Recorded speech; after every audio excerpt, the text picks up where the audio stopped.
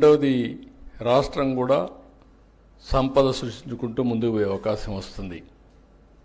ఈరోజు మీరు చూస్తే తెలంగాణ, అందుకే నేను ఆ రోజు ఆలోచించి సర్వీస్ సెక్టర్కి వెళ్ళాం. ఈరోజు తెలంగాణ చూస్తే మీరు 67% సర్వీస్ సెక్టర్ ఉంది, అగ్రికల్చర్ 14% ఉంది, ఇంకొక పక్కన ఇండస్ట్రీ 21% మిగిలింది ఉంది. ఆంధ్రప్రదేశ్కి వస్తే సర్వీస్ సెక్టర్ 46% తగ్గిపోయింది, 44% ఉంది. వ్యవసాయం చూస్తే 32%కి వెళ్ళింది. ఇంకొక పక్కన వ్యవసాయ రంగం బాగా ఉంటే అందరికి ఆదాయం వస్తుంది, అయితే రాష్ట్రానికి ఆదాయం ఎక్కువ రాదు. అది కూడా గుర్తుపెట్టుకోవాలా.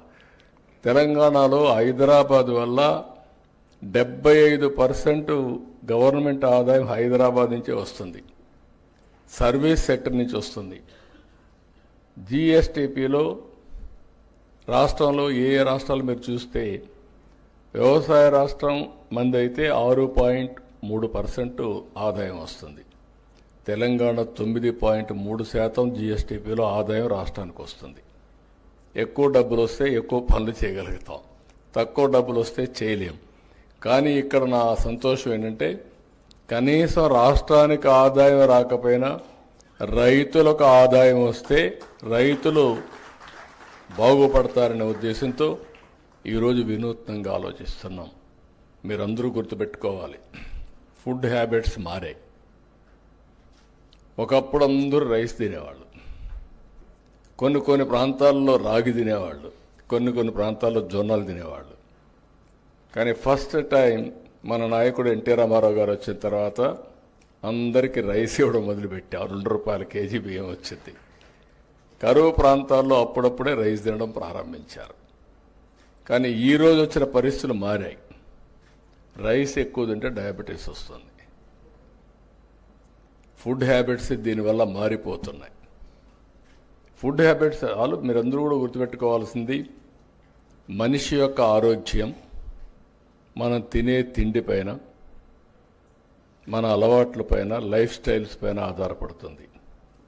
అందుకే చాలా టెక్నాలజీస్ వచ్చాయి, అవన్నీ నేను మళ్ళీ మాట్లాడతాను. కానీ ఈరోజు ప్రపంచం మొత్తం ఆహారపు అలవాట్లు పెరిగి ప్రోటీన్ రిచ్ ఫుడ్కి వెళుతున్నారు. ప్రోటీన్ అంటే మీరంతా కూడా చికెన్, ఫిష్, లేకుంటే ఎగ్స్. మన మిత్రులు చెప్తున్నారు ఎగ్స్కి డిమాండ్ తగ్గిందని, కరెక్టే. కానీ ఎడ్యుకేషన్ కూడా అవసరం. కనీసం నేనైతే మార్నింగ్ అయితే బ్రేక్ఫాస్ట్ ఉండదు, ఓన్లీ ఆమ్లెట్ ఉంటుంది. అది నా మొత్తం లైఫ్ స్టైల్లోనే మార్చుకున్నాం. ఈ విధంగా ప్రతి ఒక్కరు కూడా మార్చుకుంటున్నాం. ఒక పక్క ప్రోటీన్ అయిన తర్వాత ఇంకొక పక్క మీరు చూస్తే మిల్లెట్స్ ఇవన్నీ కూడా వస్తున్నాయి బ్యాలెన్సింగ్ కోసరం.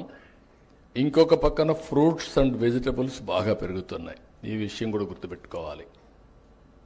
దీనివల్ల ఇప్పుడు మొత్తం ప్రపంచం అంతా కూడా హార్టికల్చర్కి ఎక్కువ ప్రాధాన్యత వచ్చింది. అందుకే నేను కూడా మొత్తం చేంజ్ చేస్తున్నాను. హార్టికల్చర్కి ఎక్కువ ప్రాధాన్యత ఇచ్చి ఈరోజు మీరు చూస్తే నేను లాంగ్ బ్యాక్ ఆనాటి ప్రధానమంత్రి గారిని కన్విన్స్ చేసి వాజ్పేయి గారిని మైక్రో ఇరిగేషన్ ఎట్టుండాలో నేను ఒక రిపోర్ట్ ఇచ్చాను. ఆ రిపోర్టే ఇప్పటికి కూడా మైక్రో ఇరిగేషన్కి ఒక బైబిల్ మారిగా, ఒక భగవద్గీత మారిగా దాన్నే ఫాలో అవుతున్నారు. అందుకే నేను గర్వంగా చెప్పగలుగుతున్నా, ఈరోజు 5 సంవత్సరాలు ₹1 కూడా వీళ్ళు ఇవ్వలేదు. మళ్ళీ ఈ సంవత్సరం పికప్ చేశాం. దేశంలో మైక్రో ఇరిగేషన్కి నెంబర్ 1 రాష్ట్రం ఏదంటే దానికి చిరునామా ఆంధ్రప్రదేశ్. 16 లక్షల హెక్టార్లలో మైక్రో ఇరిగేషన్ పెట్టాం, ఆటోమేషన్ పెట్టాం. ఈరోజు మీరు మైక్రో ఇరిగేషన్ వచ్చినాక ఆటోమేషన్ వస్తే యాప్ ద్వారా ఎప్పుడు కావాలంటే అప్పుడు ఆన్ చేస్తారు, ఎంత టైం కావాలంత టైం నీళ్లు ఇస్తారు. అవసరమైతే నీళ్లు కరెక్ట్గా లేకుండా చెక్ చేసుకునే టెక్నాలజీస్ వచ్చేస్తున్నాయి. టోటల్ మెకనైజేషన్తో ముందుకు పోయే పరిస్థితికి వచ్చాం. ఇక్కడికి వచ్చినప్పుడు మళ్ళీ నేను అందుకనే అగ్రికల్చర్లో, అలైడ్ ఇండస్ట్రీస్లో ఒక వినూత్నమైన ఆలోచనలు చేస్తున్నాం.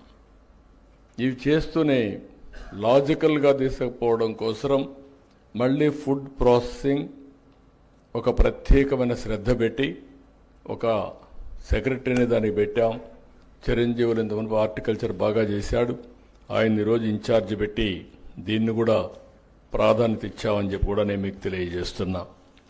అయితే ఇక్కడికి మీరు వచ్చినప్పుడు నేను కొన్ని విషయాలు మీరు చూస్తే కొన్ని సమస్యలు కూడా ఇక్కడ నేను వచ్చినప్పుడు చూశాను. రాబోయేది టెక్నాలజీ యుగం. సమర్థత పెంచుకోవాలంటే అందరూ టెక్నాలజీతో ముందుకు పోవాల్సిన అవసరం ఉంది. ఈరోజు గవర్నమెంట్, నేను ఎప్పుడొచ్చిన టెక్నాలజీ గురించి మాట్లాడుతూ ఉంటాను. టెక్నాలజీ మాట్లాడకపోతే నా మీటింగ్ కూడా కంప్లీట్ కాదు. ఎందుకంటే మీలో అవేర్నెస్ రావాలి. దానికి నేను గర్వంగా చెప్పగలుగుతున్నా. ఈరోజు చాట్ జీపీటీ ఎక్కువ వాడేవాళ్ళు ఎవరున్నారంటే ఇండియన్స్, అందులో ఎక్కువ ఎవరున్నారంటే తెలుగు వాళ్ళు ఉన్నారు. దీనికి గర్వపడుతున్నారని చెప్పి మళ్ళీ తెలియజేస్తున్నా. ఏ కూడా అడాప్ట్ చేసుకుంటున్నాం. అందుకే ఈరోజు చూస్తే నేను వస్తానే రియల్ టైం గవర్నెన్స్, దీనికి ప్రాధాన్యత ఇచ్చాను. అన్ని డిపార్ట్మెంట్ డేటా అంతా తీసుకొస్తున్నాం. ఈరోజు ఆధార్ ఉంది, it is a game changer. ఇప్పుడు మీరందరూ ఇక్కడికి వచ్చారు, ఎవరు వచ్చారో చూసుకోవాలంటే వీడియోలు తీసేసి కంప్యూటర్లో పెడితే మీ పేర్లు వస్తాయి, మీ అడ్రస్లు వస్తాయి. That is the technology power. అందుకే ఆధార్కు biggest advantage authentication of every citizen. ఆంధ్రప్రదేశ్లో 5,20,00,000 మంది, 5,05,00,000 మంది దాకా ఉన్నారు. అందరినీ ఆధార్ అథెంటికేషన్ చేశాం. ఇండల్లో ఉండే చిన్న పిల్లలు కూడా, పుట్టిన పిల్లలు కూడా చైల్డ్ ఆధార్ పెట్టేశాం. ఇంకా 5 ఏళ్ళు అవుతానే రెగ్యులర్ ఆధార్ వచ్చేస్తుంది. ఇంకొక్క వ్యక్తి కూడా ఆంధ్రప్రదేశ్లో ఇల్లీగల్ మైగ్రేషన్లు కానీ ఆధార్ లేకుండా ఉండే అవకాశం లేదు. రెండోది, ఆ ఇంట్లో ఎంతమంది ఉన్నారో ఆ 5 మందో 6 మందో ఒక ఇల్లు తీసుకొస్తున్నాం. ఆ ఇల్లు ఎక్కడుందో జియో ట్యాగింగ్ చేస్తున్నాం. రేపు ఎప్పుడన్నా వరదలు వస్తే, లేకుంటే ఎప్పుడన్నా విపత్తు వస్తే నేను మెడిసిన్ పంపించాలంటే కంప్యూటరైజ్ చేసి డ్రోన్ ద్వారా ఆ ఇంటి పైన పంపించి మీకు ఫోన్ చేసి చెప్పే పరిస్థితికి వస్తున్నాం. It is possible in technology. అదే సమయంలో అన్ని డిపార్ట్మెంట్లో ఇంటిగ్రేట్ చేసి రాష్ట్ర ప్రభుత్వం, కేంద్ర ప్రభుత్వం ఇచ్చే వెల్ఫేర్ అంతా బుక్ చేస్తున్నాం. సో దట్ ఏ ఫ్యామిలీకి ఎంత ఇస్తున్నాం, ఇంకా ఏమేం చేయాలి ఆ ఫ్యామిలీకి, ప్రతి ఒక్క కుటుంబానికి మెరుగైన జీవన ప్రమాణాలు రావాలంటే ఏం చేయాలనో ఈ ఎక్సర్సైజ్ కూడా చేస్తున్నాం. ఇంకొక పక్కన మీరు ఒకసారి చూస్తే ప్రపంచంలో నాలెడ్జ్ అంతా ఉంది. బిల్ గేట్స్తో, గేట్స్ అండ్ మెలిండా ఫౌండేషన్తో ఒక ప్రాజెక్ట్ చేస్తున్నాం. కుప్పంతో పైలట్ ప్రారంభమైంది.